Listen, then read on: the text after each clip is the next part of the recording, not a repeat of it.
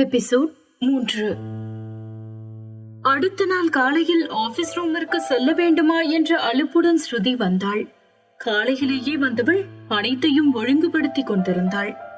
அப்போது அங்கு முதல் கஸ்டமராகவே ரிஷியும் தாராவும் வந்தார்கள். ஐயோ, இவனுக்கு வேற வேலையே இல்ல, காலங்காத்தால என் உயிரை வாங்கவே இங்க வந்திருக்கான் என்று உள்ளுக்குள் நினைத்து திட்டிக் கொண்டவள் சுமதியை அழைத்தாள். சுமதி, வந்திருக்கவங்க கிட்ட நேத்து மாடல் புக் கொடுத்துட்டேன். அவங்க எந்த பேக்கேஜ் சூஸ் பண்றாங்கன்னு கேட்டுட்டு அனுப்பி வச்சிடு. அந்த கஸ்டமரை மட்டும் நீ அட்டெண்ட் பண்ணு, நான் மத்த வேலையை பாத்துக்கிறேன் என்று கூறினாள். சுமதி சம்மதமாக தலையசைத்து விட்டு வந்திருப்பவர்களை கவனிக்க செல்ல, ரிஷியோ வேண்டுமென்றே ஸ்ருதிதான் வர வேண்டும் என பிடிவாதம் செய்தான். என்ன, உங்க மேடம்க்கு என்ன அட்டெண்ட் பண்ண கூட முடியாதா? அந்த அளவுக்கா பயப்படுறா என நக்கலாக கேட்டான். ரிஷி, கொஞ்சம் அமைதியா இருங்கள. எப்படி இருந்தாலும் அவ தானே இந்த வேலைய பண்றா, அப்புறம் எதுக்கு அவளை கூப்பிட்டுட்டே இருக்கீங்க? இல்ல தாரா, அவதான் வரணும், அப்பதான் அவளுக்கு நான் யாருன்னு காட்ட முடியும் என்றான். போயே உங்க மேடம் வர சொல்லு என்று சொல்ல, சுமதியும் வேறு வழியில்லாமல் ஸ்ருதியை அழைக்க சென்றாள்.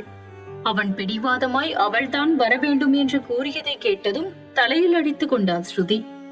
தன் விதியை நினைத்து நொந்து கொண்டவள் கடுப்புடனே எழுந்து அவர்களிடம் வந்தாள். சொல்லு, எந்த பேக்கேஜ் யூஸ் பண்ற? வந்திருக்க கிளைண்ட் இப்படித்தான் நடத்துறதா? ஒரு மரியாதையே தெரியாத உனக்கு? எல்லாம் உனக்கு இந்த மரியாதை போதும், மூடிக்கிட்டு எது வேணுமோ சொல்லிட்டு கிளம்பு. ஹேய், பாத்து பேசு. நானும் அவரும் இங்க கிளைண்டா வந்திருக்கோம், அதுக்கான மரியாதையை கூட.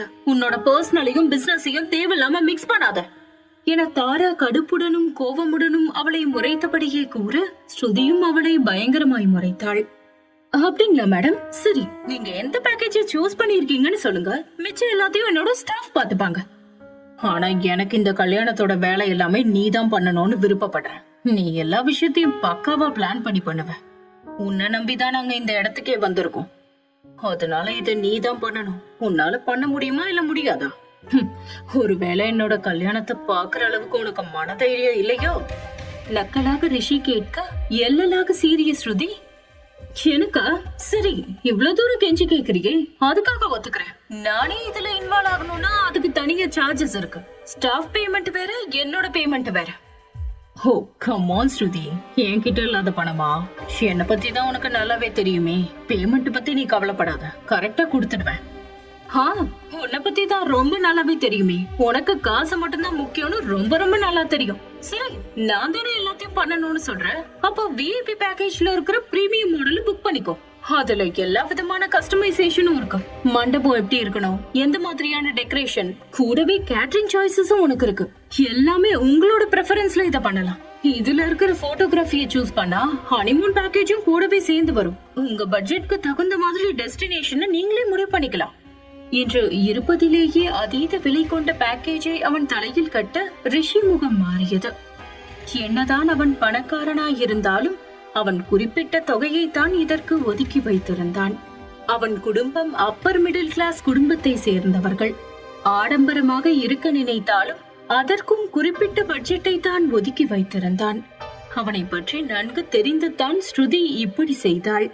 இதில் தாரா வேறு அவள் கூறியதில் மிகவும் ஆர்வமாயிருக்க, அவளுக்கு இதையே முடிவு செய்ய வேண்டும் என்பது போலிருந்தது. ஏய் ரிஷி, இதுலயே நம்ம கல்யாணம் கூடவே ஹனிமூன் வரைக்கும் எல்லாமே இருக்கு, நம்ம இதையே எடுத்துக்கலாம் ரிஷி என்று சொல்ல, ரிஷியும் ஸ்ருதி முன்னால் அவமானப்படக்கூடாது என்று சம்மதமாக தலையசைத்தான். ஷோர், நீ என்ன சொல்றியோ அதே பண்ணிடலாம். Thank you so much baby, so sweet என்று தாரா அவனை கட்டி அணைத்துக் கொண்டாள். சிச்சி காரமோ, இந்த ஈத்தொள்ள தாங்கவே முடியல என்று மேஜையில் இருக்கும் ஈக்களை விரட்டினா ஸ்ருதி. சரி, அப்ப கஸ்டமைசேஷன் பத்தி நாங்க 2 பேரும் டிஸ்கஸ் பண்ணிட்டு உனக்கு இன்ஃபார்ம் பண்றோம். அதுபடியே நீ ஏற்பாடு பண்ணு. மத்தபடி மத்த எல்லா வேலைக்கும் என்னையும் என்னோட ஃபியான்சேவையும் நீ எப்ப வேணும்னாலும் கான்டாக்ட் பண்ணலாம் என்று சொல்லு. உங்களோட கான்டாக்ட் நம்பர் அந்த புக்ல எழுதி வச்சுட்டு போங்க என்றாள். என்ன ஸ்ருதி, என் கான்டாக்ட் நம்பர் கூட உன்கிட்ட இல்லையா? ஐம் சோ சாரி, நான் துரோகிங்க கான்டாக்ட் எல்லாம் வச்சுக்கிறது இல்ல என்று சிரித்த முகமாகவே கூறிட ரிஷிக்கு கடுப்பானது. சரி சரி, இன்னும் நீ பழசிலேயே மூழ்கி இருக்காம உனக்கான வாழ்க்கையை தேடிக்கோ. அப்புறம் எனக்கு கல்யாணம் ஆயிடுச்சுன்ற வருத்தத்துல அவையாராவே இருந்துராத வாழ்க்கை முழுக்க என நக்கல் செய்தான். என்ன உன்னை நினைச்சு நான் ஏன் கடைசி வரைக்கும் சிங்கிளா இருக்கணும்? நான் என்ன இன்னமும் உன்னையே நினைச்சிட்டு இருக்கேன்னு எதிர்பார்க்கறியா? இல்லையா பின்ன? கம் ஆன் ரிஷி, உன்னை மாத்திரம் ஒரு கேவலத்துக்கே ஒரு பொண்ணு கிடைக்கும் போது எனக்கு ஒருத்தன் கிடைக்க மாட்டானா என்ன? என ஸ்ருதி கூற ரிஷி முகம் மாறியது. என்ன சொல்ற நீ? ஏன் உனக்கு இன்னுமா புரியல? நான் எப்பவும் மூவ் ஆன் ஆகிட்டேன் என்று ஸ்ருதி கூற அதில் சிரித்தான் ரிஷி. என்னது, நீ மூவ் ஆன் ஆகிட்டியா? நல்லா காமெடி பண்ற. அப்புறம் ஏன் இன்னமும் சிங்கிளாவே இருக்க? பொய் சொல்லாத என்று கூறிட ஸ்ருதிக்கு கோபம் வந்தது. அவள் நினைப்பில் அவன் இல்லை என்பதை இப்படியாவது நிரூபிக்க வேண்டும் என நினைத்தாள். யாரு சொன்னா நான் சிங்கிளா இருக்கேன்னு? என்னோட ரிலேஷன்ஷிப் ஸ்டேட்டஸ் பத்தி தெரிஞ்சுக்க உனக்கு எந்த தகுதியும் இல்ல. நான் எப்பவும் இதுல இருந்தெல்லாம் வெளியில வந்துட்டேன். இப்ப நான் ரொம்ப சந்தோஷமா என்னோட பார்ட்னர் கூட இருக்கேன் என்று கூற ரிஷி அவளை லேசான அதிர்ச்சியுடன் பார்த்தான். சின்னது, நீ வேற யாரையும் லவ் பண்றியா? யார் அது? அத பத்தி நான் எதுக்கு உன்கிட்ட பேசணும்? ஒழுங்கு மரியாதை இங்க இருந்து வெளியில போ. நீ வந்த வேலைதான் முடிஞ்சிருச்சுல்ல. அதெல்லாம் முடியாது. நீ யார லவ் பண்றன்னு சொல்லு. உண்மையாவே நீ யாரையாவது லவ் பண்றியா இல்ல சும்மா சமாளிக்கிறதுக்காக என்கிட்ட போய் சொல்றியா? உன்னை பத்தி எனக்கு ரொம்ப நல்லாவே தெரியும். சி, நான் உன்கிட்ட போய் சொல்லணும்னு எனக்கு எந்த அவசியமும் இல்ல. உன்னை விட என்னோட பாய் ஃப்ரெண்ட் இப்ப என்ன ரொம்ப நல்லா பாத்துக்கிறான்.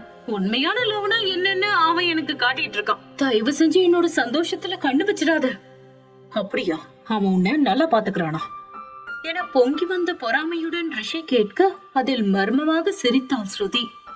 என்ன மேடம், ஒரு மாசத்துல இவர் கூட கல்யாணம் வச்சிருக்கீங்க, ஆனா இப்ப இவர் என்னோட ரிலேஷன்ஷிப் ஸ்டேட்டஸ் பத்தி தெரிஞ்சுக்க ரொம்ப ஆர்வமா இருக்காரு. நான் யார லவ் பண்ண உங்க ஃபியான்ஸேக்கு என்ன வந்துச்சு?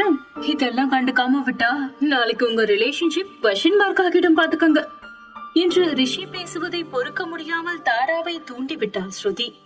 அது சரியாக வேலை பார்க்க ரிஷியை தரதரவென்று இழுத்து சென்று விட்டாள் தாரா. அவர்கள் சென்றதும் ஸ்ருதி, ஐயோ கடவுளே, அவசரப்பட்டு இவங்கிட்ட வார்த்தை வர விட்டுட்டேனே என்று புலம்ப ஆரம்பித்தாள்.